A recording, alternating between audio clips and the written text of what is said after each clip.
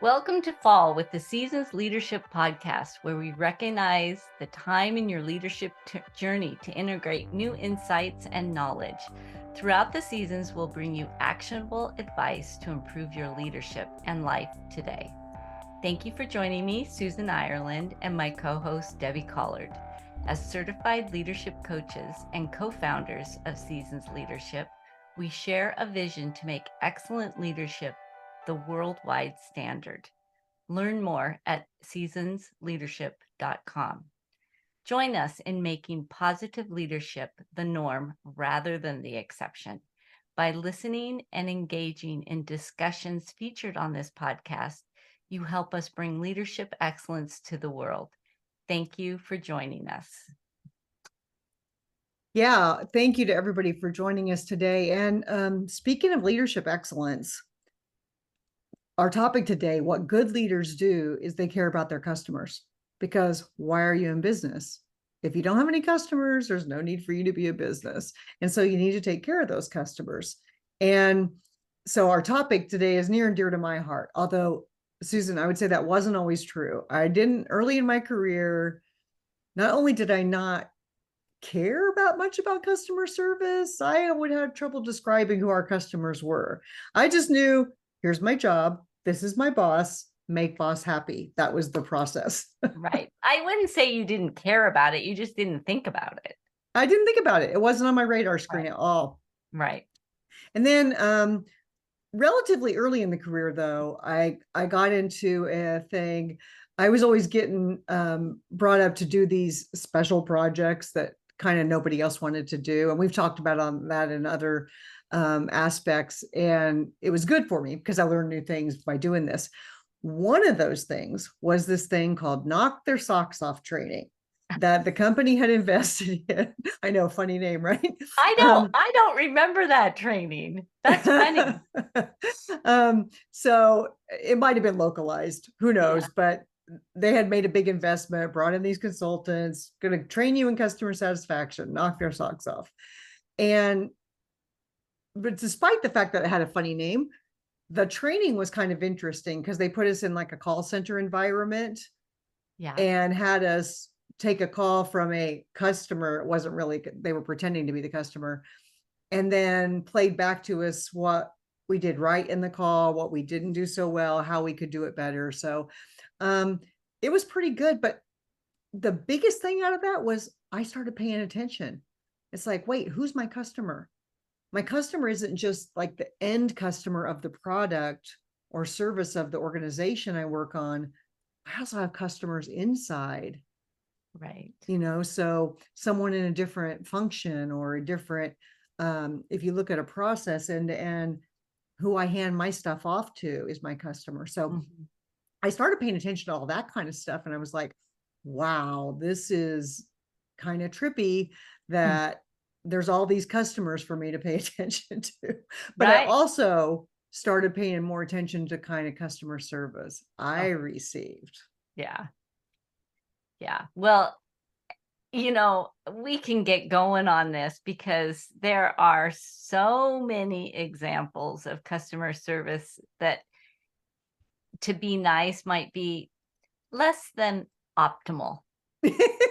You're being way too nice. There is some really crappy customer service out there. I know it. Non-existent. Yeah. But then there's on the other side of the teeter-totter, there's great customer service examples as well. Yeah. I mean, a few come to mind. I'm sure they do for anybody who thinks about this for a few minutes, but eating in restaurants, I embarrass my family all the time because if we don't get good customer service, then I wouldn't always in the past, I might grumble about it, but I wouldn't take any overt action or do anything. But now I do. And I go talk to somebody, and I'm not mean or anything else. I just point out that this was less than optimal and what they could do about it. But I had a really good example recently where I pointed out, and it wasn't because of customer service issue to start with, but the result was some good customer service. So Mother Nature caused via a hurricane caused a cruise I was going to be going on to not happen.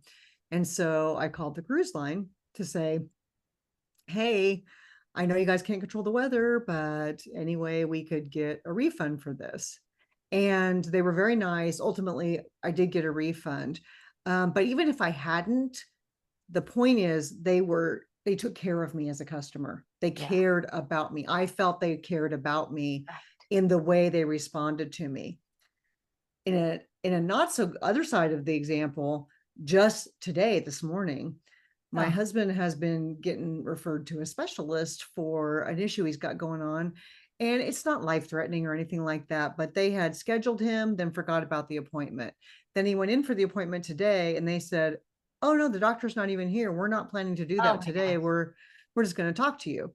And he was very upset, rightly so, Yeah. because it's you're making the customers in that sort of situation feel like you don't care one way or the other what they're doing. You're Well, just doing your own thing. or that their time is more valuable than yours. Yeah, Yeah. exactly. Yeah. I know. And it's funny because unfortunately, I think bad customer service is more the norm, or at least it feels that way. I just think of all the things on the computer, like if you want to get an answer and you can't even call anybody anymore, so Right. you're trying to like follow the form and it's like, what's your problem or something? And your problem isn't there, and so then you're like trying to write it in and think like they don't even want to talk to me, or there's no avenue to actually like get this resolved. It just keeps kicking down the road, so it's so infuriating. But what the I mean, it's just everywhere. And there's really, my blood starts to boil and I can get emotional about this. But what it does do is when I have good customer service, it's like so refreshing and I am loyal. So if somebody actually talks to Absolutely. me and Right. I know even if it's not really the answer that I want, if I feel heard and And cared about respected, as a customer. Right. yeah, And let's face it, people have choices. They have more choices today than ever before about who they want to do business with, what types of organizations they want to do business right, with. And leaders who don't get it, that customer service is important, can find themselves without a business right, because it directly impacts your bottom line, right, directly impacts it, right? And so people can say they can vote with their feet. Like you right, said, I could just go somewhere else and get better customer service and be loyal to that new place I went. And then right, you're not going to get me away from them. right, But let's talk about this for a second. Who's responsible for customer service? right, right. I it's you know oh, sorry about that. I don't know if you heard that, but um good you didn't. um Everybody's responsible for customer service, right? We all, like you said, our customers are not just the end of the line person who's buying the product or service. Right. It's everybody along the line. So actually, as a leader, I am responsible for customer service for everybody who works for me, right? Absolutely. You said it well. Everyone's responsible for it. However, the leader, the top leadership is ultimately responsible because it's tightly coupled to the culture of the organization. Yeah, So if the leader doesn't care about customer service, guess what? The people aren't going to make it a priority either. it's true. And even further, that if the leader says customer service is important in words, but is treating their organization in a way that does not respect the employees, they don't respect their time or their efforts, or they don't give them the resources needed to do their job, that shadow is going to overcome the whole organization. And the people who work for that leader are going to be treating their customers, whether it's the final end customer or somebody else along the process, the same way. Right. Because it's not walking the talk in that case, the No. example you gave, right? The leader's saying one thing and doing another. Yeah. And people notice that. So you can't, you have to be authentic as a leader in, okay, here's how I say I want things done, and I demonstrate Yeah. that same way of doing things, not the opposite. Yes. Not the opposite. A great example of customer service, and everybody will have heard of this one, is the Ritz-Carlton hotel chain. The company's known for their what they call their gold standard of customer service, and in that they have a motto: ladies and gentlemen serving ladies and gentlemen, and they expect every employee to be ready to serve the customer at any time and give them a great customer experience. One of their 5 principles, I love this, I think we maybe Yeah. consider adopting it: deliver wow. Yes, that Deliver is. wow.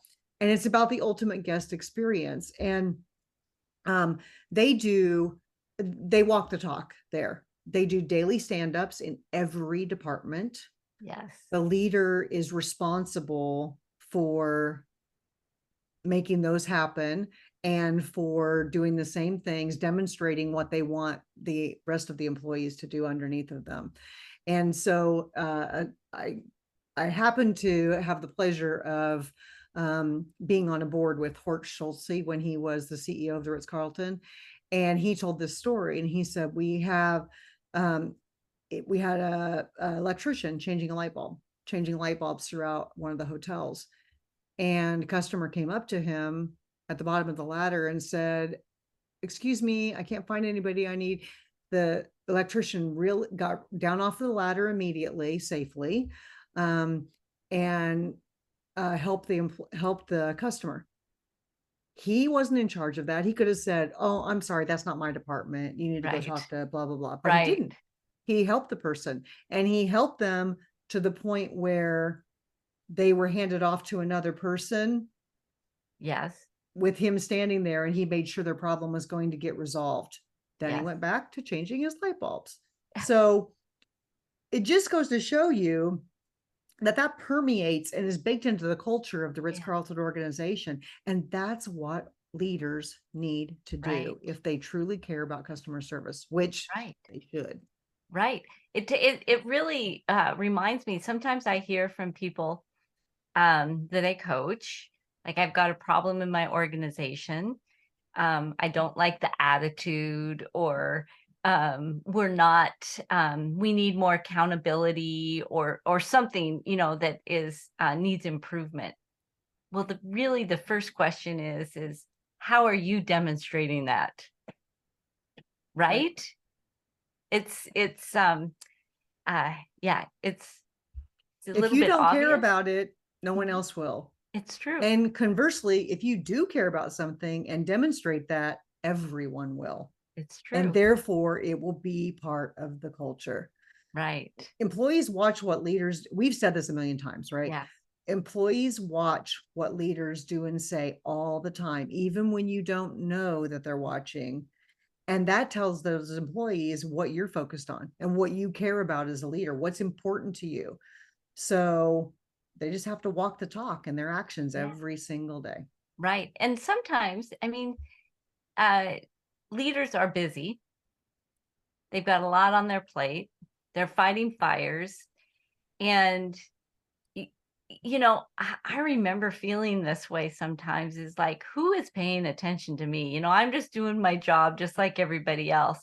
And but it is the fact that people do pay attention, and getting in the weeds takes you away from seeing things on a higher level. Leaders need to be more self-aware, I think, than anybody. And I just want to put in a plug for a coach, because we don't give ourselves time to reflect and really think about these things. So Absolutely. Mm-hmm. yeah. So I Yeah, think don't we have a challenge for leaders, or a call to action? absolutely. I think here's the call to action: go take a look at your own organization, be introspective, take a look at, like, oh, how do I act? What do I say? And do my actions match what I'm saying to the people in my organization? And look at your, try to look at your organization, out of body experience here, but through the eyes of the customer, right? If someone's just seeing my organization for the first time or experiencing what we provide for the first time, what kind of experience are they having? Mhm. You can use a secret shopper. There's lots of methods by which you could do this, but the call to action is do it. Right. Go check it out and be ready to see where things may not be working. Like, Right. are there issues that your customers may be experiencing that you had no idea about? Because not knowing is not an excuse. Exactly. I think really what you're saying is boots on the ground. It's really important to go and experience what your customers or your employees are really experiencing. Like today, I know the world is changing so fast, work is changing so fast that sometimes I think we forget and we think that, oh, I was successful when I had this job. I was coming up in the organization or whatever. And so it's still possible to do that, now. I think the technology is different, the environment's different, the people have different choices. And so it's really important to stay current. Yes, And the only way absolutely. to do is get boots on the ground and find out what's happening. And have a regular process to do that, right? Yes.